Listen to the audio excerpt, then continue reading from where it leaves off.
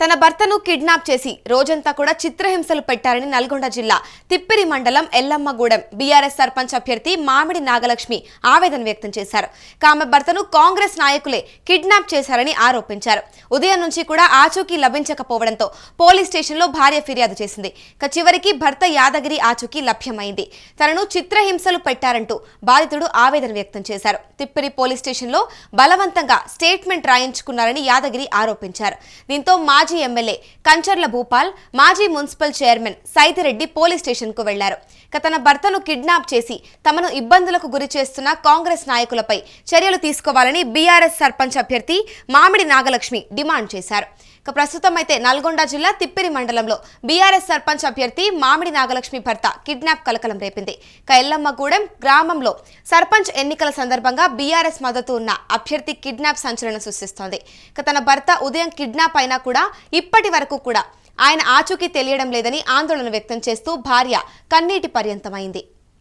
ఈ ఘటనపై మాజీ ఎమ్మెల్యే కంచర్ల భూపాల్ రెడ్డి మరియు మాజీ జడ్పీ చైర్మన్ బండా నరేందర్ రెడ్డి బాధిత మహిళకు అండగా నిలిచారు. స్థానిక నాయకుల సహాయంతో లక్ష్మి సర్పంచ్ అభ్యర్థిగా పలువురు వార్డు మెంబర్ స్థానాలకు నామినేషన్లు దాఖలు చేశారు. కాంగ్రెస్ నాయకుడు ఏకగ్రీవం కోసం ఇతరులెవ్వరూ కూడా నామినేషన్ వేయకుండా బెదిరిస్తున్నట్లు బీఆర్ఎస్ నాయకులు ఆరోపించారు. ఇందులో భాగంగానే తన భర్త యాదగిరితో పాటు వార్డు మెంబర్లుగా పోటీ చేయాలనుకుంటున్న బీఆర్ఎస్ కార్యకర్తలకు కూడా బెదిరింపులకు గురి చేశారని తెలిపారు. నా భర్త స్నానానికి నీళ్ళు పెట్టమని చెప్పేసి కారు మాట్లాడతా కిరాయికి అని చెప్పేసి వెళ్దామని రెడీ అయ్యామన్న టైంలో బయటకు వెళ్ళాడు సార్. తర్వాత 10 నిమిషాల తర్వాత ఫోన్ చేస్తే స్విచ్ ఆఫ్ వచ్చింది. నాకు తెలిసింది ఏంటంటే కిడ్నాప్ కాబడ్డాడని నా భర్త అర్థమైంది సార్. నేను 9-10:30 దాకా ఒక్కదాన్నే భయపడుకుంటూ ఉన్నాను సార్. విత్ ప్రొటెక్షన్ కావాలని నేను ఎంపీటీసీ గారికి ఫోన్ చేశాను. తర్వాత ఎమ్మెల్యే గారు భూపాల్ రెడ్డి సార్ గారు నన్ను ప్రొటెక్షన్తోని ఎల్లమ్మగూడెం గ్రామంకి తీసుకువెళ్ళడం జరిగింది. నామినేషన్ వేసినాం కానీ ఇంతవరకు కూడా ఈ టైం పొద్దున 9 గంటలకు తీసుకుపోయిన నా భర్తని ఇంతవరకు నాకు తెలియదు. ఎక్కడున్నాడో కూడా తెలియదు సార్. నా భర్త బతుకుండా కూడా తెలియదు నాకు. మరి ఇలాంటి పరిస్థితుల్లో కాంగ్రెస్ వాళ్ళని నేను అనుకుంటున్నాను, బీసీ అభ్యర్థిగా సర్పంచ్గా నేను నామినేషన్ వేయకూడదా? ఒక బీసీ బిడ్డగా నేను నామినేషన్ వేయకూడదా? ప్రజాపాలన రాజ్యం అంటారు. ప్రజాపాలన ఎక్కడుందని నాకు అర్థమవుతుంది. ఈ స్వతంత్ర భారతదేశంలో ఒక స్త్రీగా నేను ఏం ముందుకు పోగలను? ఇట్లా నా భర్తని కిడ్నాప్ చేస్తే నేను ఒక్కదాన్ని బయటకు వెళ్ళలేనని ఆ భర్తను కిడ్నాప్ చేయడం ఏంది? నాకు ఇలాంటి ముందు ఇంకే సమస్యలు ఏం ఎదురవుతాయో నాకు చాలా భయంగా ఉంది.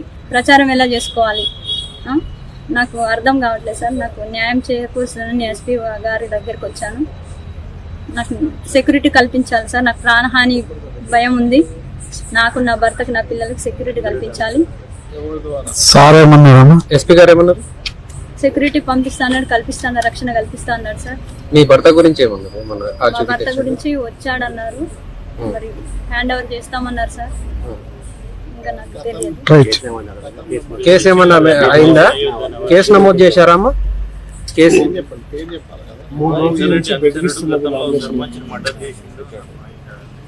ఎవరి మీద డౌట్ ఉంది? కాంగ్రెస్ అభ్యర్థిగా నామినేషన్ వేసినటువంటి ఉట్కూరు సందీప్ రెడ్డి గారు మర్డర్ చేసిన సంగతి అందరికి తెలిసిన విషయమే. అతను కూడా బెదిరించాడని నాకు అర్థమవుతుంది. కాబట్టి నా భర్తను కూడా ఏం చేస్తాడో నాకు ఇంతవరకు జాడ తెలియదు. మరి కాంగ్రెస్ పాలనే ఉంటుందా, ఇంకా వేరే పార్టీలు వద్దా? మరి బీసీ అభ్యర్థిగా నేను నామినేషన్ వేయకూడదా? నాకు న్యాయం చేకూరాలి. రెడ్డిస్ అంటే రెడ్డిస్గా వాళ్ళే ఉండాలా? బీసీ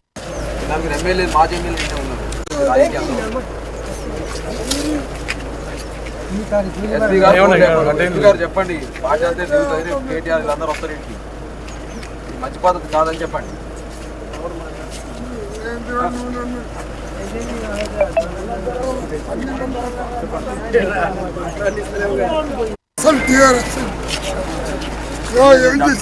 బాలాజీ గారు స్టేట్ కార్పొరేషన్